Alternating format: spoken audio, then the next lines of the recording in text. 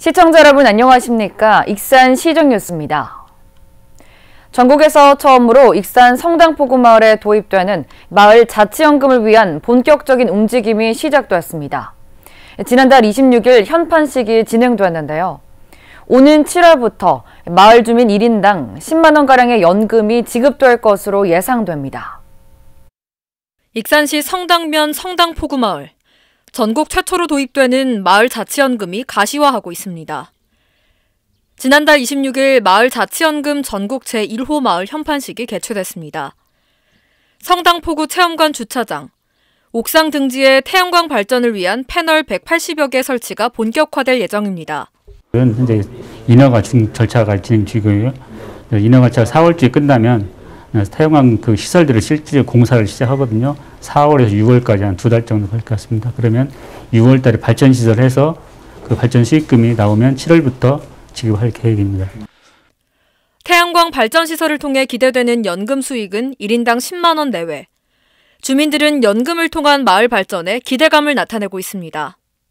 지금 주민들 반응은 굉장히 어떻게 보면 좀 설렌다고 할까? 이렇게 우리 마을 복지에 힘쓴다는 거에서 지금 많이 부풀어 있어요. 이제 우리 마을에 오셔서 사시려고 하시는 분들, 이런 분들이 많이 연락이 오고 앞으로도 우리 마을에 귀농이나 귀촌들이 많이 오실 거라고 생각하고 있어요. 익산시는 1호 마을에 이은 마을 자치연금 대상지 추가 발굴과 안정적인 운영 방안 등을 지속적으로 마련하겠다는 방침입니다. 저희 익산시 마을 자치연금 사업을 통해서 그 농촌 고령인들의 소득 보장에 한층 가속도가 붙일 것이며 삶의 질 향상에 보탬이 될 수 있도록 최대한 노력하겠습니다. 전국 최초로 시도되는 마을 자치연금. 갈수록 심화되는 농촌 고령화와 공동화를 해결할 수 있는 성공적인 모델이 될 수 있을지 기대를 모으고 있습니다. NS홈 쇼핑 콜센터가 익산시에 들어섭니다. 지난 1일 익산시와 NS홈 쇼핑은 콜센터 구축 협약을 체결했습니다. NS홈 쇼핑 익산 콜센터는 마동 하림지주 본사 4호 5층에 들어설 예정으로 오는 5월 중 착공에 들어가 7월 본격 가동됩니다. NS홈 쇼핑을 통해 판매되는 상품의 고객 대응 전반을 수행하며 최대 70명의 신규 일자리가 창출될 것으로 예상됩니다. 한국식품산업클러스터진흥원이 식이설계 플랫폼을 구축합니다. 플랫폼 구축에는 서울대와 가천대, 차세대 융합기술연구원 등이 참여해 5년간 67억 원이 투입됩니다. 진흥원은 식품과 영양, 건강 정보 등의 공공 데이터를 활용해 맞춤형 식이설계 알고리즘을 개발해 기업들이 활용할 수 있도록 지원합니다. 한솔그룹이 신규 사업과 관련해 익산 투자를 우선적으로 고려하겠다는 입장을 나타냈습니다. 김수웅 국회의원은 지난달 29일 조동혁 한솔그룹 명예회장이 비공식적으로 미륵사지를 방문한 자리에서 개발 중인 미래 건축 소재 에어로겔 생산 공장을 익산에 배치하는 것을 약속했다고 밝혔습니다. 또 지난 2019년에 투자 협약을 맺은 한솔 케미칼 생산 공장 건립도 속도를 내겠다고 확답했습니다.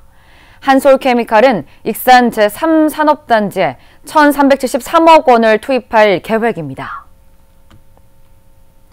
익산 장전마을 집단 암 발병에 따른 손해배상 조정과 관련한 주민 간담회가 지난달 29일 비공개로 열렸습니다. 민사 조정을 찬성하는 주민들이 갈수록 늘고 있어 조정 가능성이 높아지고 있는 것으로 보입니다. 익산시와 전라북도는 주민들이 원하면 개별 배상을 추진한다는 방침입니다. 민사 조정을 놓고 비공개 2차 주민 간담회를 가진 장전마을. 지난달 29일 오후 3시부터 변호인 사전 협의를 거쳐 배상안에 대한 주민 설명 등이 이뤄졌습니다. 주민 간담회에서 익산시와 전라북도가 제안한 위로금 규모는 50억 원, 암 발병 사망자는 1억 원, 암 발병 환자는 최대 7천만 원 등입니다. 또 마을기금 25억 원이 포함됐습니다. 장전마을 피해 주민들에게는 의료비 지원도 제한됐습니다. 익산시는 의료급여 적용이 가능한 범위에서 연간 최대 584만 원까지 지원하기로 했습니다. 비급여의 경우에는 발병 원인 등을 정확히 따진 후 별도의 전문가 심의를 거쳐 지원 여부를 결정할 계획입니다. 비급여 그런 부분은 우리 마음대로 줄 수는 없잖아요. 그거는 뭐 심의를 하든가 해서. 민사소송에 나섰던 장전마을 피해 주민 176명의 입장도 달라지고 있습니다. 지난 1월 법원이 진행한 장전마을 민사조정 때만 해도 주민 60% 정도만 찬성하면서 실패했습니다. 2달이 지난 지금은 주민 10명 중 8명은 민사조정을 찬성하고 있습니다. 조정안에 대한 어떤 거의 막바지 조율이죠. 대략 보면 주민들은 한 80%가 찬성을 하고 있고. 익산시와 전라북도는 민사조정 주민 찬성률이 늘어나자 희망하는 주민에 한해 개별 배상을 진행하기로 했습니다. 개별 배상을 신청하는 주민은 민사소송에서 제외됩니다. 개별 보상을 진행하게 되면 사실상 보상 받는 분은 소송에 참여할 수 없는. 시간이 흐를수록 주민 찬성률이 점차 늘고 있는 민사조정. 장전마을 집단 암 발병 배상 문제가 주민 소송이 아닌 민사조정을 통해 해결될지 주목됩니다. 익산시가 인구정책을 총 4대 분야 95개 정책으로 특화해 중점 추진한다고 밝혔습니다. 4대 분야는 주택, 일자리, 출산 보육, 문화환경이며 이 밖에도 시는 인구정책에 대한 성과관리 체계 구축에도 적극 노력합니다. 인구정책 추진 부서별 추진 현황, 추진 성과 등에 대해 지속적으로 모니터링을 실시하고 각 정책들이 적극적으로 홍보되고 성공적으로 수행될 수 있도록 집중 관리할 계획입니다. 익산 나눔 곡간이 운영된 지 2달 만에 이용자 2,000명을 훌쩍 넘겼습니다. 익산시에 따르면 지난 2월 문을 연 나눔 곡간은 지금까지 이용객이 2,400여 명을 기록했습니다. 이들에게 지원된 물품은 1억 2천만 원 상당입니다. 나눔 곡간은 실직과 폐업, 질병 등으로 경제 위기에 직면한 시민이면 누구나 간단한 절차를 걸쳐 이용할 수 있습니다. 현재는 기부 물품의 수급 조절을 위해 하루 최대 130명까지만 이용할 수 있습니다. 익산시가 미세먼지 차단숲 2곳을 5월 말까지 조성할 계획입니다. 익산시에 따르면 국가식품클러스터 산업단지 2헥타르와 왕궁 주교제 인근 2헥타르 등 2곳에 미세먼지 차단숲을 만듭니다.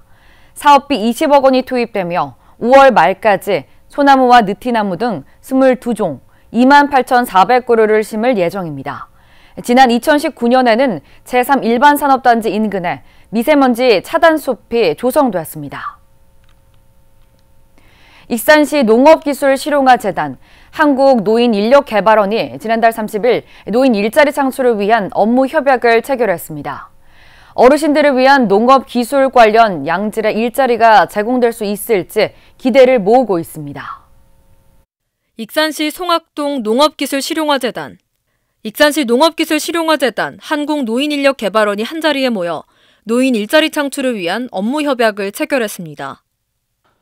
각 기관에서 근무하시다가 60살이 되어가지고 정년퇴직해서 실제로 일을 해줄 수 있는데 이렇게 고용이 안 되고 해가지고 그런 분들이 많이 계시는데 그런 전문가들을 좀 이렇게 찾아가지고 앞으로 좀 이렇게 꼭 돈을 버는 것보다는 가지고 있는 지식을 나누고 사회에 공헌을 하고 그런 일자리를 좀 많이 찾아서 이들 3개 기관은 협업 체계를 구성해 지역의 어르신들에게 선진 농업 기술을 전수하고 이와 관련된 전문 일자리를 제공할 계획입니다. 이번 사업이 4차 산업 녹색 성장에 노인 일자리가 접목되는 비즈니스 모델의 초석으로서 성공적으로 자리매김하고 지역사회 발전과 사회적 가치 창출에 기여할 수 있기를 기대해 봅니다. 농업기술을 전수받은 어르신들은 안전 먹거리 생산을 위한 농산업자재 시험 분석 업무와 신품종 보급 확산을 위한 업무를 보조하게 됩니다. 이달부터 시범적으로 10명을 모집하며 이후 모집 분야와 인원을 확대해 나간다는 방침입니다. 이번에 오늘 협약을 통해서 그런 괜찮은 일자리, 전문성 있는 일자리 이런 것을 많이 만들어서 은퇴 후에 고향으로 돌아오시는 그런 베이비 부모들을 많이 저희들이 포용할 수 있는 그런 계기로 삼겠습니다. 지역의 어르신들을 위한 농업 분야 전문 일자리 창출, 지역 경제 활성화와 인구 문제 해결이라는 일석이조의 효과를 거둘 수 있을지 기대를 모으고 있습니다.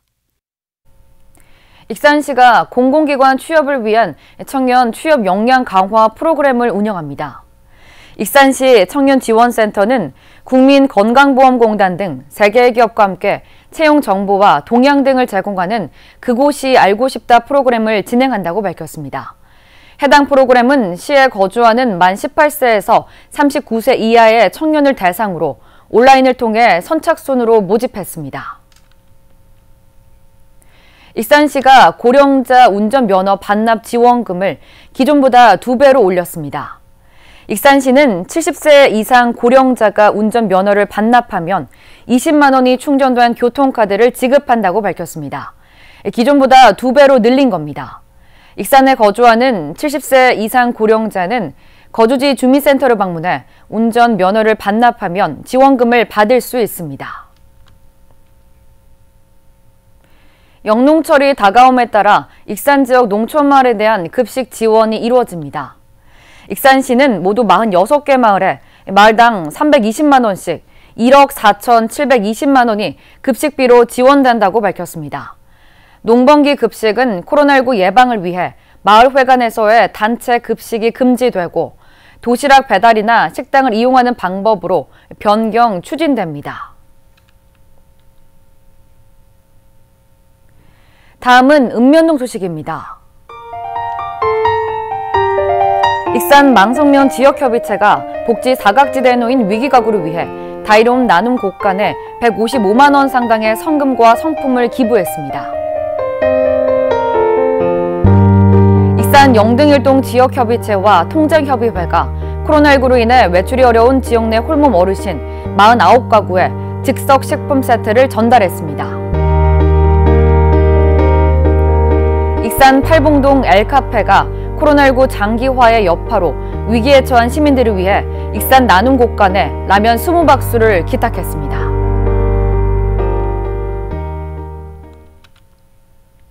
이것으로 익산 시정 뉴스를 마칩니다. 시청해주신 여러분 고맙습니다.